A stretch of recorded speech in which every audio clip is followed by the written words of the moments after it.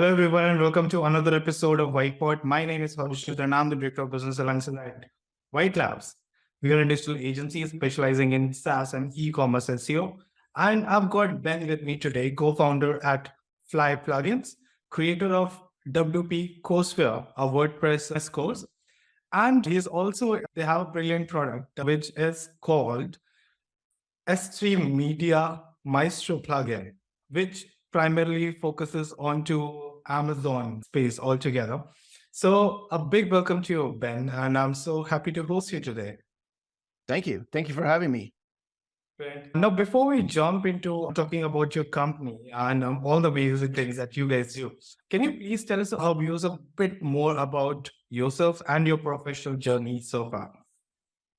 Yes, it's an interesting journey. So I started my career way back in 2001, right around the time of the 9/11 attacks. And so it's interesting because I couldn't find a job at that time because everything was just crazy. Yep. I had just graduated college about that time. I had a degree, and it's an IT degree. It's actually a business degree with emphasis on computer systems. Excuse me. Yeah. And so anyway, I started my journey in the IT world around 2001. I worked in the IT space for about 11, 12 years. And I did everything from fixed computers to fixed printers and networking. And I got into software automation and writing scripts for that kind of stuff. And then around 2009, I was wanting to do something a little bit different. So I started exploring to see what was out there. And I got into looking into building websites. And right around that time, WordPress had started to take off just a little bit. It was becoming more popular at that time. And so I started building these websites. And it was interesting because somebody came along and said, "Hey, I want you to build a website, but I want you to build it like this guy." And so I went and I looked at the website that they had sent me, and it turns out it's a website. You may be familiar with it. I don't know. It's called smartpassiveincome.com. Yep. It's Pat Flynn.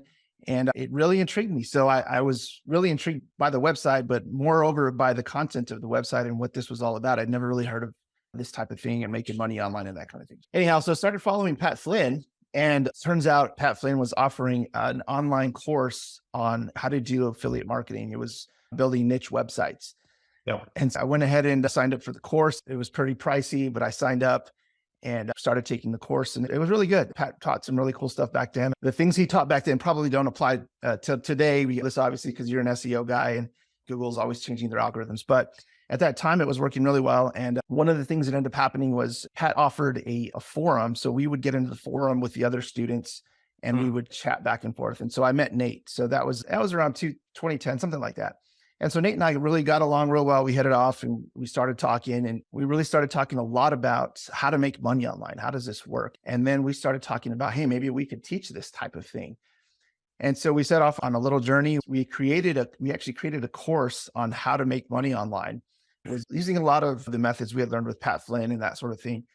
But right around that time, the stuff we were teaching with Google and how to rank in Google Google had released their Penguin update, and I can't remember the other one. There was a couple updates, and it wiped out a lot of our niche sites. Yep. And long story short, the course utterly failed. But what was really interesting about that whole journey was that when we went to set up the website for the course, for the online course, we used WordPress, of course, because I had already been delving into WordPress. But one thing we couldn't figure out was there was no method for a course. There was no course plugin for WordPress. And so that kind of spawned the idea. And so when we failed in our online course venture, that idea just stuck with me. And so I talked to Nate and said, "Hey, what do you think about making a WordPress plugin, a premium plugin, and just see if maybe just start it off as a side hustle and just see where it goes?"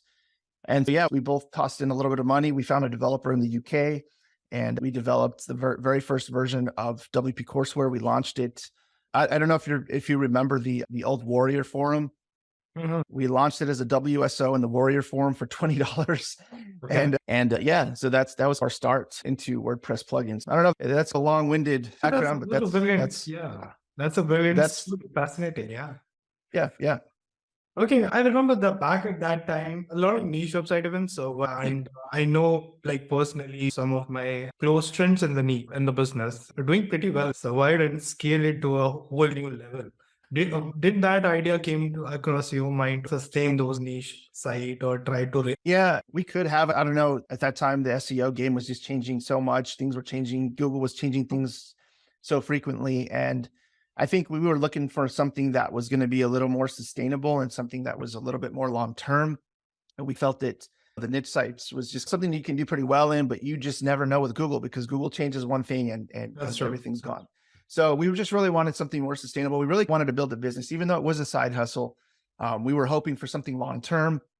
And so we just felt that the niche sites was just not going to be the avenue to do that. Although I'll be honest with you, maybe we should talk after the podcast, but I still have a little bit of interest in trying the niche site thing again. I think it's really profitable. I know a lot of people do very well with niche sites. Yep. And it's very interesting and intriguing to me how people build niche sites nowadays. Yeah, sure. Would love to. Great. Let's talk about your products, the WP Courseware and S3 Media Maestro. Would love to know what problems do these products basically address? Who exactly is your audience for it? Yeah. So as I mentioned, when we were building our online course for making money online, we couldn't find a solution. And that's the biggest problem that this one solves, WP Courseware. Basically, what we were looking to do is have an online course where we could have some instructional videos where you could go through each video as a unit or a module. And it would track your progress and it would allow you to go back and rewatch, your videos and that sort of thing. But one of the biggest things is, having a payment gateway for it and also having protection for it because we didn't want to leave these videos on YouTube or somewhere where they're publicly accessible, which led to the idea of S3 Media Maestro. So S3 Media Maestro was born right out of WP Courseware just because we had the need for that as well. And so WP Courseware is just like you mentioned, it's a learning management system. In fact, the funny thing is when we first developed, we didn't even know what it was called. We didn't know what an LMS was. We were just called like an online course tool or an online course builder. But it's a learning management system. It's a full-blown learning management system. It has student tracking. It has quizzes.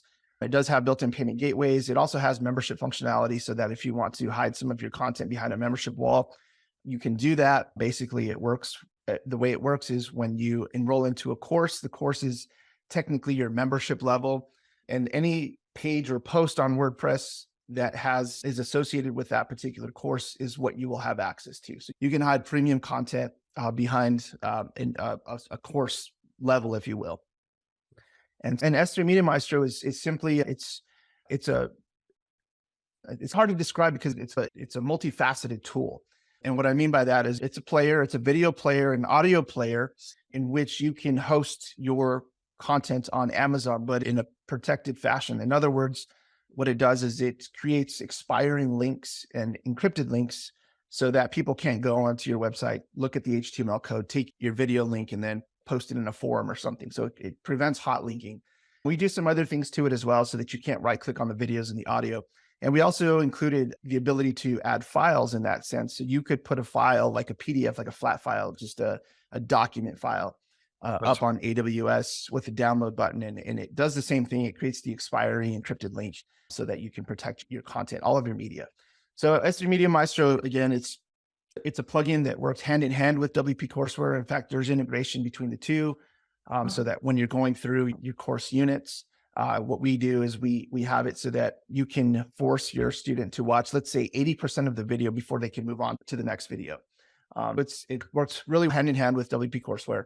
So these are the two products. And you asked who our target audience is. And it's a tough question because first of all, we're dealing with different layers of marketing because we have at your top level is WordPress. So you're looking for people who use WordPress. Now the WordPress powers over a third of the internet. So a third of every website you go to is WordPress. So that's cool because we have a big pool. But then it niches down. You're looking for people who use WordPress or build their websites on WordPress who want to host an online course on their website. Yeah, so we're looking for entrepreneurs, solopreneurs. We're looking for maybe teachers, instructors, coaches, anybody who wants to teach the knowledge that they have and make a business out of it. Obviously, you want to sell your course, and then we have some people that they offer free courses. It could be a lead magnet, somebody who's trying to just get you into their sales funnel. Maybe they offer a free course so that they give you free information so that you build that trust and that sort of thing. So There's a lot of different people who would profit from using WP Courseware and or S3 Media Maestro. Gotcha. Gotcha. And let's pick an industry. Let's pick e-learning industry specifically. That market is rapidly evolving, and I've seen like there are tons of solutions out there trying to basically increase the engagement of the end user. So, say for example, if you're an educator, you would want people to engage with the kind of content, the format of the content that they consume is in a way designed that itself is more engaging. So I would love to know from your point of view as well, how do your product basically adapt to the changing trends and challenges in the online education altogether? Yeah, so it's interesting because it has changed over the years. The cool thing about WP Courseware is WP Courseware gives you the ability to create different types of educational content. So you can create video, you can create audio, excuse me, maybe it's just text, maybe it's a downloadable PDF, maybe they're infographics and that sort of thing. So what's cool is you can put all of that type of content into WP Courseware. But what you're asking though is how does it look today for the e-learning industry and how are people engaging? I would say that today, most people are engaging with video courses. Video is number one. And obviously, I think we've been conditioned to this because of social media, because we have YouTube, you have Instagram Reels, you have Snapchat, you have all, Tube Shorts. And one of the things too that we've been conditioned to is short videos because we have Reels and because we have YouTube Shorts and that type of thing, TikTok.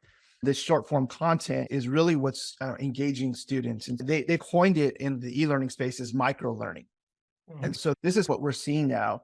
And again, WP Courseware is engineered for all of this because you can create short form content, short form type videos into WP Courseware. And then what's really cool is we also have S3 Media Maestro, which is your video player so that you can host it securely onto AWS. One thing I didn't mention about S3 Media Maestro, going back a little bit, is S3 Media Maestro also integrates with CloudFront, so you can deliver your videos a little bit faster. It also has integration with transcoding so that you can transcode your videos into different sizes, 1080p, 720p, 4K, etc. So that's S3 Media Maestro. But yeah, it's the short form content I think right now that people are looking for and engaging with. Another thing that is engaging for online courses and e-learning in general is just building communities, helping your students and being available. I know there's a lot of, this is going back to Pat Flynn, where, you work hard now and just let everything go so that you make your passive income.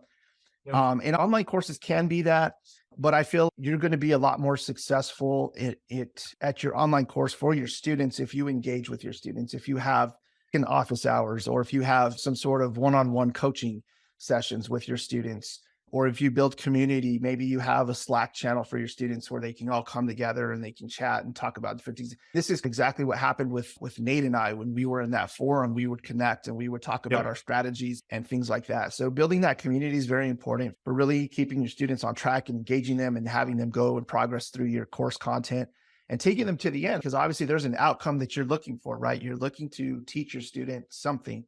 And so you have to have those outcomes in mind. And how do you get them from point A to point B and keep them moving along? Because the reality is there's distractions, there's life happens, right? Maybe somebody has a full-time job and they come home and they have kids that play sports. And so how are they going to get into your course? Maybe you deliver your course in an audible fashion so they can hear it, or they're in the car in rush hour traffic or that sort of thing. Maybe they just have a few minutes here and there, and that's where the micro learning comes into play so that you can deliver short form content so they can digest it much faster.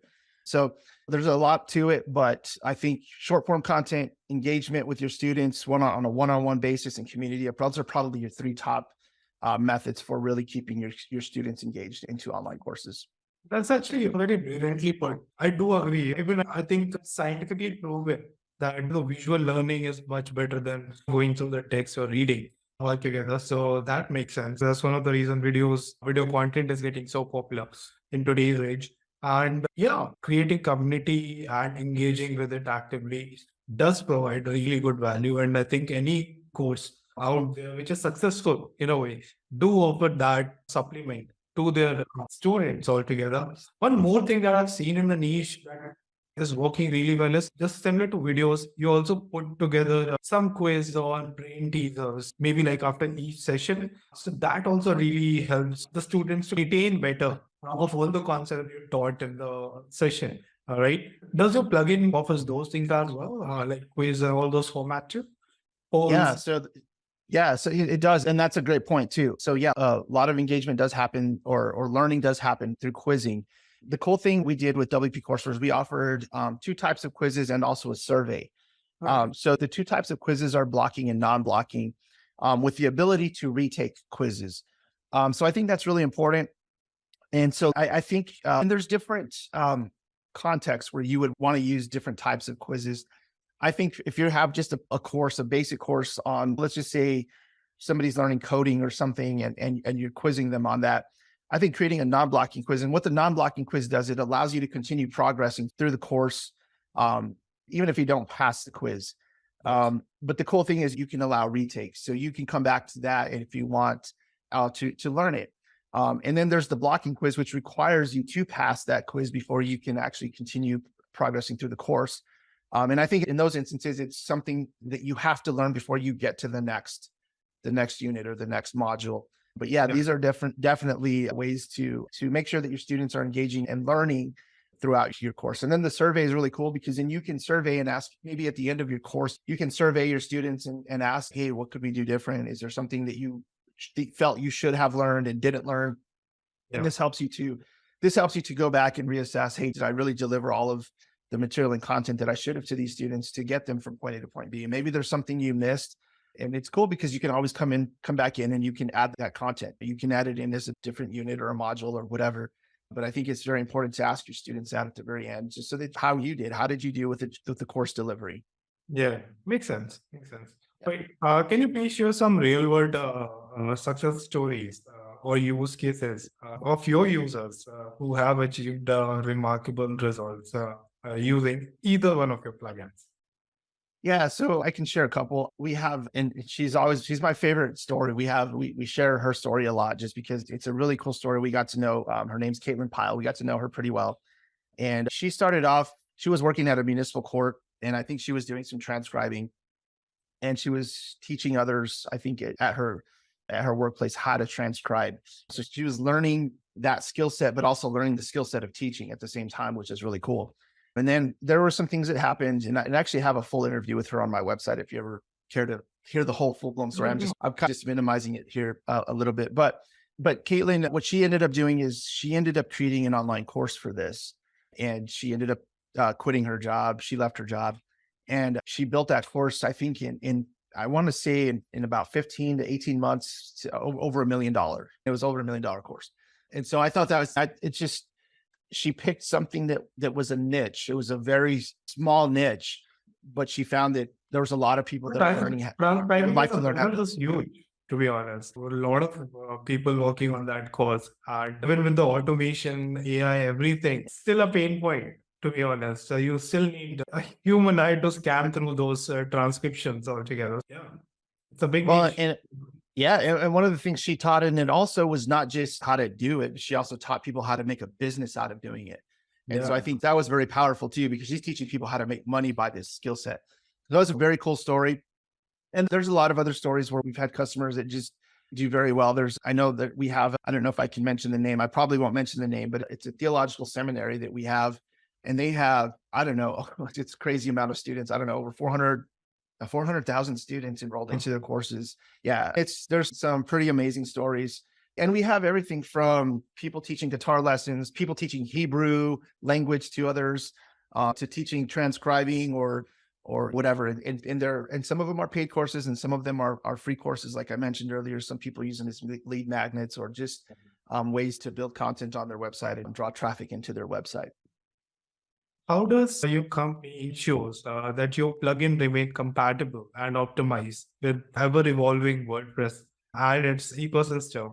There's always a new coming in. Yeah, that's a good question. It's difficult because it's open source, right? WordPress is open source, and all the plugins and everything that themes there's thousands of themes and thousands of free plugins that you can get on the WordPress plugin repo, and then you have thousands of premium plugins. And I've come into sites when I'm doing support, and I've logged into somebody's WordPress admin panel, and I look at their plugin list, and they have 100 plugins. It's amazing what I've seen. And so it's not easy because we're having to make sure that we're compatible with other plugins, with other themes, also with WordPress.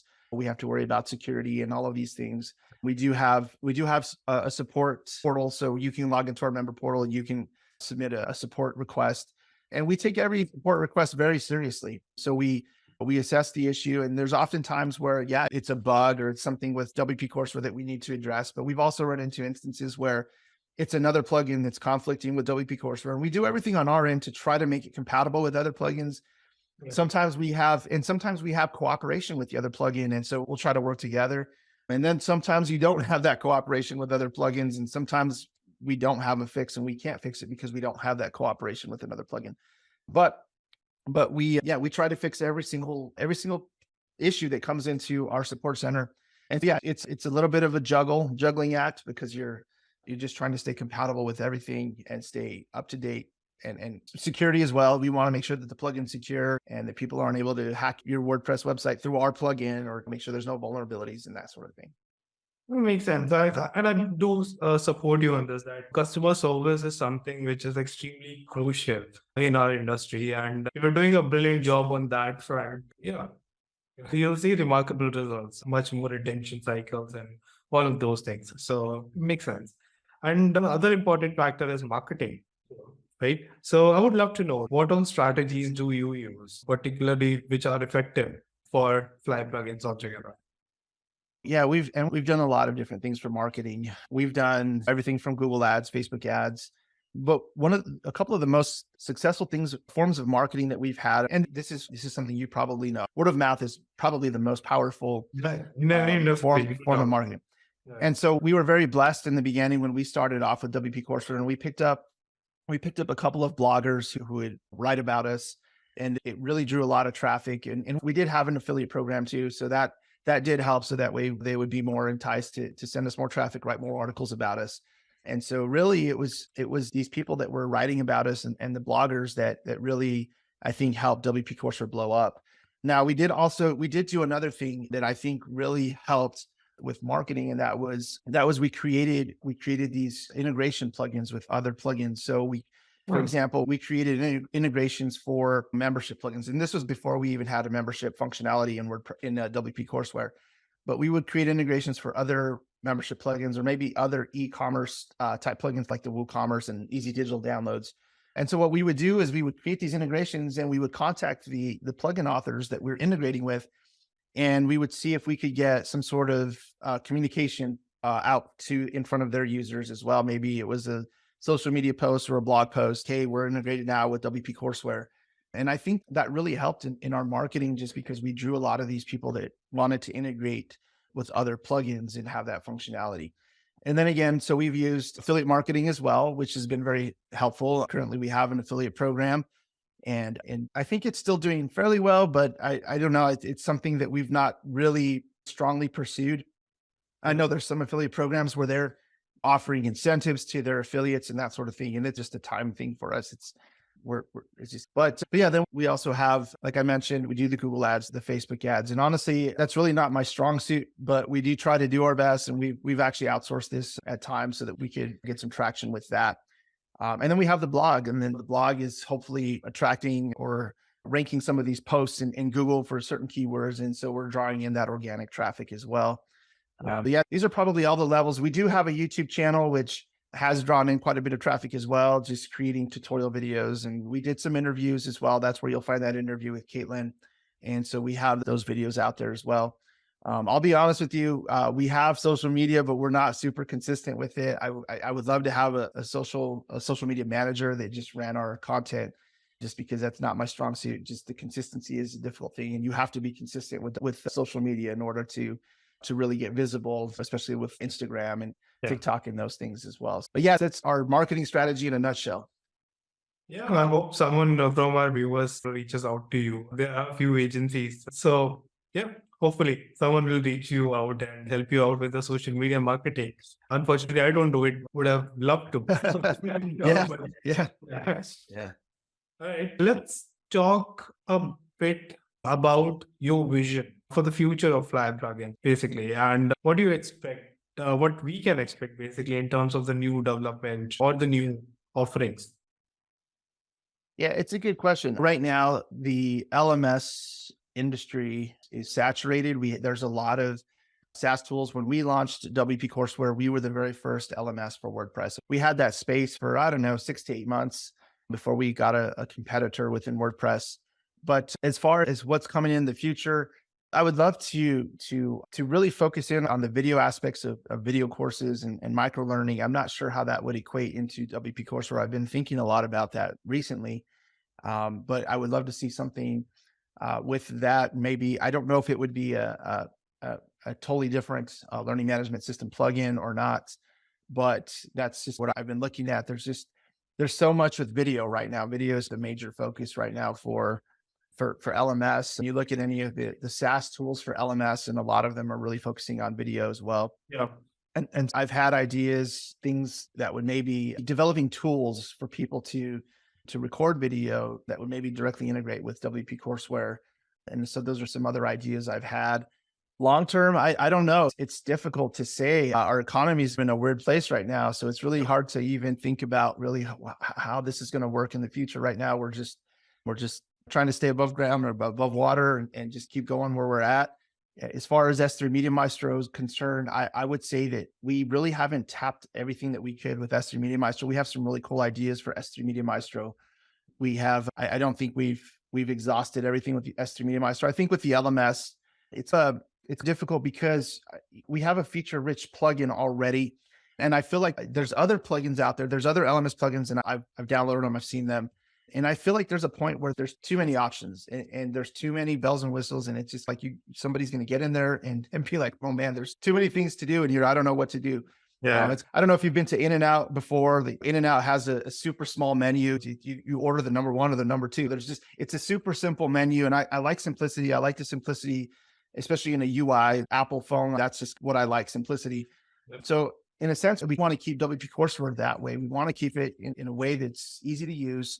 I don't want to just flood all of the features. We have a Trello board right now it's a mile long full of feature requests. We log every single feature request that a user submits, and we log it in there, and we take account on it. Whenever somebody requests that same thing, we take account. And that's how we go about releasing our features as well. But if I were to add all of those features into WP Courseware, it would be a headache to create an online course. And so I feel like there's a sweet spot, and I want to keep it to where it's easy to use and it's feature rich and people are getting use out of it and use out of every feature. So that's what we're looking at. We just want to keep on that trajectory. We want to keep our customers happy and that sort of thing. That makes sense. Also, Ben, since we talked about your marketing strategies, and there's one more thing I've been meaning to ask you. What are the things that you do to keep your customers engaged, your existing customer base, and any activity that you do to basically try to increase per customer value with respect to like the monetary terms, just increase that per customer. So are there any strategies that are following in those terms? Yeah. So it boils down to really, we do want to make our customers happy. And so we pride ourselves, number one, with our support. And so when somebody comes into our support, we want to make sure we take care of them. We want to answer every single question. We want to try to fix every single issue that comes through. And that's primary because I want the plugin to work for them. I want them to be successful with the plugin. So on top of that, we do try to produce good content on our blog. We try to provide helpful content. One thing I could be better at is sending out newsletters and maybe sending out our blog content via newsletter. But that's another way we engage. We have a pretty big list. And so we like to send out our customers things that are of value to them as well. And then our YouTube channel as well. We create videos, our tutorials, and try to help our customers. One thing that we used to do several years ago, we used to offer in office hours where people could come in and ask questions or send us questions throughout the week. And then we would go on live, I think, for probably about 30 to 45 minutes. And we'd answer every single one of those questions. We'd give examples if we had the opportunity to, and that sort of thing. And I'm not quite sure why we stopped doing it. I think we weren't getting as many customers engaging or asking questions. And so we just thought we didn't think it was of value, but that was another thing we had done in the past.